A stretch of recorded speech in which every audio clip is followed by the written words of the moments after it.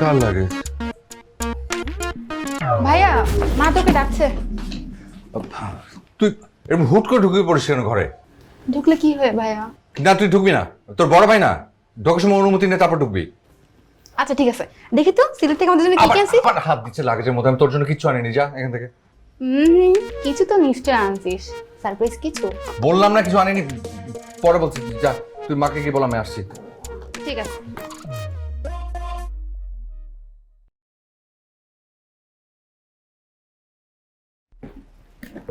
Damn it!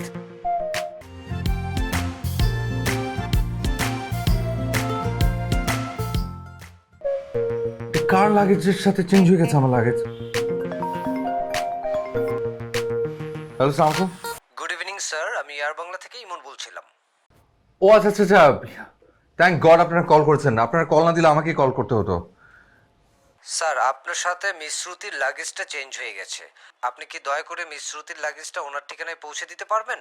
হ্যাঁ তা পারি, ইনফ্যাক্ট ওনার কাছে আমার যে লাগেজ আছে ওটাতে কিন্তু আমার অনেক জরুরি জিনিসপত্র আছে। আর প্রবলেমটা হলো যে আমি আজকে একটু ময়মনসিংহ যাচ্ছি, তো আমি কালকে ফিরে এসে আমি লাগেজটা ওনাকে পাঠিয়ে দেবো। আপনার সহযোগিতার জন্য আপনাকে অনেক ধন্যবাদ স্যার। জি আমরা মিস শ্রুতিকে বিষয়টা জানিয়ে রাখছি। জি, thank you so much, thank you. Shruti শ্রুতি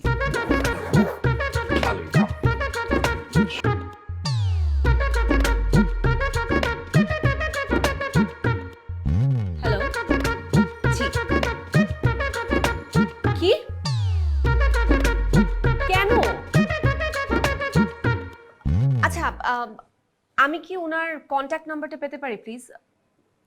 না মানে তাহলে আমি একটু একবার রিকোয়েস্ট করে দেখতাম আর কি, বিকজ আমার লাগেজটা আজকে খুবই দরকার। হ্যাঁ জাস্ট একবার। ওকে ওকে জি, একটা সেকেন্ড। হ্যাঁ জি বলুন। 0171350005। Alright, thank you so much.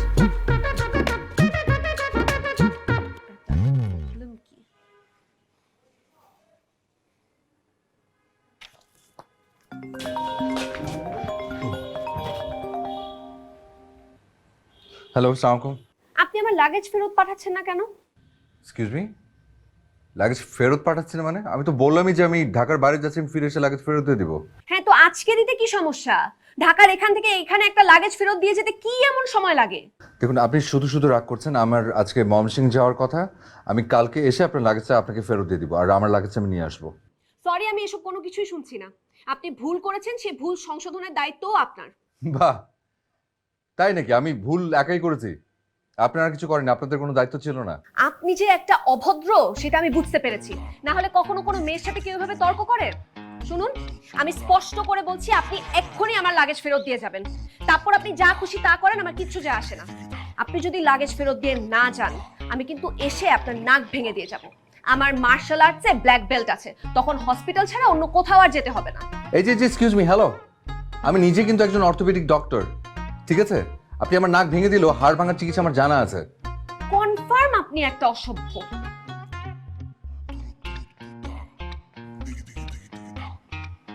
আল্লাহ, শ্রুতি নামের একটা মেয়ে যেরকম শ্রুতি কটু হতে পারে এটা তো আমার চিন্তার বাইরে ছিল।